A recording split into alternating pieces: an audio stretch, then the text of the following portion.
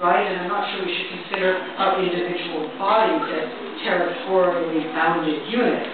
That is the strategy of a certain sovereign in relation to its territory.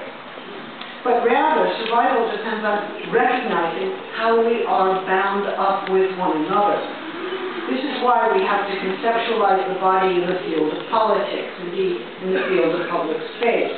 We have to consider whether the body is rightly defined as a bounded kind of entity. What makes the body discrete is not an established or known morphology, as if we could identify certain bodily shapes or forms as paradigmatically human. I'm quite sure we cannot and should not identify a paradigmatically human form.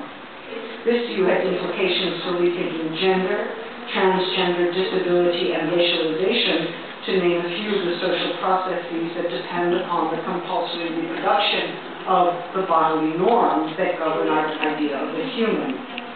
As the critique of gender normativity, of ableism, and racist perception is made clear, there's no singular human form, and no single way for those forms to appear in public space.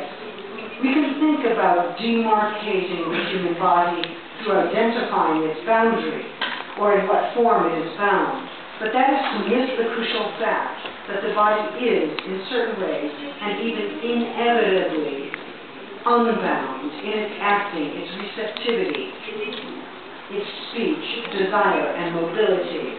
The body is outside itself, in the world of others, in a space and time it does not fully control.